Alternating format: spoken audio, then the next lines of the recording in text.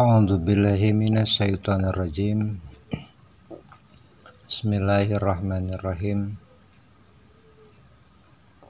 Wa qala al-musannifu rahimahullahu ta'ala wa nafa'ana bihi wa bi 'ulumihi bi daraini. Amin ya Allah ya rabbal alamin. Urang hadiahan ka al-mukarram pangarang ieu kitab Syekh Muhammad bin Umar Nawawi Al-Jawi. Mudah-mudahan anjeunna ngarang ieu kitab kenging rahmat, magfirah, pahalaan utami di sisi Allah Subhanahu wa taala. Al-Fatihah. A'udzubillahi Alhamdulillahirabbil alamin arrahmanirrahim maliki yaumiddin. Iyyaka na'budu wa iyyaka nasta'in ihdinas siratal mustaqim siratal ladzina an'amta 'alaihim ghairil maghdubi 'alaihim waladdallin. Amin ya Allah ya rabbal alamin. Ngalajengkeun darasan urang sadayana na kitab Uqudul-Jen pasal salajengna nyarioskeun kaseuseurana jalmi fakir teh mangrupikeun ahli surga. Wa qala sareng parantos ngadawuh saha Rasulullah sallallahu alaihi wasallam, ditalatu ditempokkeun kaula bitasditoi kalawan ditasdidkeun to al-muhmalati anu teu titikan teu make titik bil jannati di sawarga. Rasulullah sumarios anjeunna ninggal di sawarga. Itu maka ninggal kaula saur Kangjeng Nabi. Aktsara ahliha kana kaseseueuranana penghunina sawarga. Eta al-fuqara'u jalmi anu fakir. Walaisa sareng sanes berarti naon hadza ieu hadis teh yujibu anu ngawajibkeun atanapi anu nunjukkeun fadal fakiri kana kautamaan jalmi anu fakir alal ghani ketibatan tinimbang jalmi anu beunghar. Wa inna ma ma'nahu sanyana ari maknana atau maksudna ieu hadis teh anal fuqara saestuna jalmi-jalmi fakir bil jannati di sawarga eta aksaru langkung seueur minal agniyai tinimbang jalmi-jalmi anu sugih, jalmi-jalmi anu beunghar. Fa akhbiro maka dicarioskeun andzalika tina hal tersebut, tina hal di luhur tadi, kama taqulu sakumaha ngucap anjeun aksaru ahli dunya ari kaseseueurana ahli dunya eta al-fuqara'u pirang-pirang jalmi anu fakir. Ihbaron karena arah-arah nyaritakeun anil hali tina tingkah. Walaisa sareng sanes naon al-faqru kafakiran teh eta adkhala hum anu ngasupkeun ka kafakiran ka jalma al-jannata ka sawarga. Maksudna sanes berarti jalmi anu fakir bakal asup sawarga. Jadi sanes maksudna asupna eta jalma ka sawarga teh karena eta jalma fakir. Sanes kitu maksudna. Wa inna ma dakhalu sareng pastina asup itu jalma-jalma bisolahihim kusabab beresna atau solehna itu jalma-jalma nu fakir teh janten karena orang fakir kaseseurana langkung caket ke Gusti Allah, langkung tiasa narima kentur syukur munajat ke Gusti Allah tina kafakiranana. Tah jadi lebetna jalmi kasawarga teh lain karena fakir, tapi kumargi orang fakir kaseseueuranana nalika anjeunna fakir anjeunna ngerasa peryogi ke Allah Subhanahu wa taala.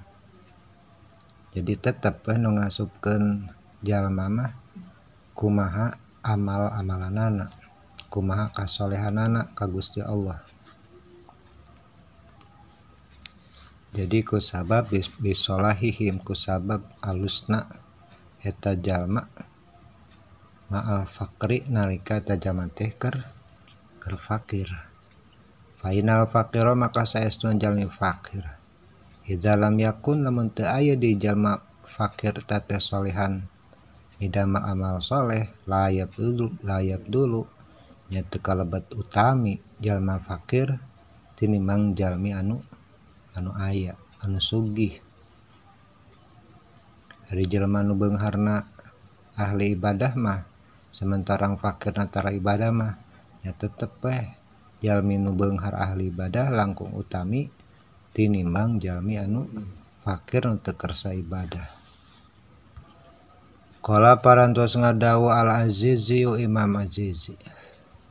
Wa dhahirul hadisi sareng ari dhahirna eta hadis eta takhridu nitah kajalma ala tarkit tawasu'i kana supaya ninggalkeun kana jejembaran kana poya-poya mina dunia nalika di dunia. Kama seperti perkara anna fihi sanyana tetep dina ieu hadis teh takhridun nisa'i ari nitahna ieu hadis ka awewe alal muhafidoti kana ngaraksa ieu awewe ala amrid dini kana perkara-perkara agama li alla yadkhulna supaya teu asup ieu imro'ah itawi awewe teh kana annaro kana neraka. Kama qala sakumaha ngadauh Kangjeng Nabi wa talatu sareng ditinggalikeun kaula binari di jero neraka ayeuna ri jahannama tegasna mah di jero neraka jahanam ay alaiha tegasna awewe penghuni neraka jahanam. Fa arwaitu maka ninggal kaula aksara ahliha kaseseueurana penghuni jahanam teh eta an-nisa awewe. Jadi kaseseueurana teh penghuni neraka jahanam teh geuning di golongan awewe. Rawahu Imam Ahmad wa Muslim wa Turmudzi an Anas kata diriwayatkeun ieu hadis ku Imam Ahmad sareng Muslim sareng Imam Turmudzi ti sahabat Anas radhiyallahu an wal Bukhari wa Turmudzi an Imran bin Husain. Tah terus dijelaskeun salajengna kunaon istri seueur lebet ka neraka. Wadzalika sareng ari itu perkara masadama seueurna istri asup ka neraka ai kasratu dukhulin nisa tegasna mah sababna istri seueur lebet ka neraka binari ka neraka likillati ta'atihina hiji sababna istri seueur ka neraka teh kumargi sakedik istri anu taat lillahi wa rasulihi ka Gusti Allah sareng ka Kangjeng Nabi kana utusan Allah. Wali ajwajihina kaduana sakedikna taat sakedik anu istri anu taat kana jadi carogen. Jadi kasisan istri teu taat ka carogen ieu nu nyebabkeun aranjeunna jadi penghuni neraka jahanam. Wa kasrati tabarrujihina katiluna nyebabkeun istri seueur lebat ka neraka teh kumargi istri seueur gigindingan, seueur bersolek teh keur batur keur caroge mah teu dosa malahan diwajibkeun. Wali annal kufranal asyiri sareng kumargi kufurna atau ingkarna istri nalika leurejengan atau bergaul sareng carogena. Nu kalimana penyebab istri asup ka neraka teh seueur istri anu kirang sae bergaul atau ngarejengan rumah tangga sareng carogena. Watar kalau sobri sareng ninggalkeun istri nalika sabar, sareng ninggalkeun sabar. Kagenepna teh istri sok ninggalkeun sabar, artosna sok kirang sabar. Indal balai nalika sumping ujian atau sumping musibah atau napi sumping kakirangan pihina ka eta istri. Eta aksaru seueur pisan. Jadi katujuh teh istri sok kirang sabar nalika nampi kakirangan dina nalika rumah tanggana. Wa tabarruju sareng ari maknana tabarruj atawa gigindingan eta wa ari tabarruj idza aradat dimana ngamaksad ieu awewe ieu istri al khuruj nalika kaluar min baitiha di bumina labisat maka nganggo ieu istri afkhara siyabiha kana pangsae-saena raksukan. Jadi tabarruj teh di mana aya niat ngamaksud ieu istri kaluar ti imah teh make pakaian anu sae ai adomiha tegasna pakaian anu gagah gitu ngejreng. Watajammalat sareng gawe geugeulisan ngahias make make up ai tazayana tegasna ngahias diri. Watahasanat sareng ngalus-ngalus si awewe ai ijtalabat tegasna mah supaya tertarik narik-narik ke istri al idoata kana alusna dandan atau ngageulisana diri. Wa kharajat sareng kaluar ya istri tuftinu tegasna mah bari ngadatangkeun fitnah annasa ka manusia. Aitas tamiluhum tegasna mah narik perhatian ieu awewe ka manusia anu sejen ka lalaki sejen. Binapsiha ku kageulisanana atau ku kagindinganana nu aya dina diri eta istri. Jadi tabarruj teh make raksukan anu sae, make make up, ngageulis-geulis diri, ngagiginding diri pikeun lalaki batur sehingga nimbulkeun fitnah keur dirina jeung keur nu sejen. Wa in salimat maka lamun salamet ieu istri fi nafsiha dina dirina lam yusallim maka henteu salamet atau atanapi teu acan tangtos salamet annasu manusia anu sejen minha tina eta fitnah anu ditimbulkeun ku nu jadi istri nu tabarruj teh. Jadi mun ngamaksad gigindinganna teh ku sabab hayang nembongkeun diri di lalaki sejen, hayang ditaksir ku lalaki sejen ta dosa. Wali hadza kumargi kitu eli adami salamatin nas tegasna mah teu salametna manusia minha ti eta awewe teh. Qala mangadauh saha Nabi sallallahu alaihi wasallam supados teu nimbulkeun fitnah atawa teu jadi salamet batur ku sabab gigindingan awewe. Kangjeng Nabi nyarios almar'atu ari istri teh eta auratun jadi aurat pikeun lalaki sejen maksudna mah. Ayastakbihu tegasna mah teu dipandang sae naon duhuruha katembongna istri katinggalina istri lirijali pikeun pameget sejen nalika itu istri teh keluar di bumina.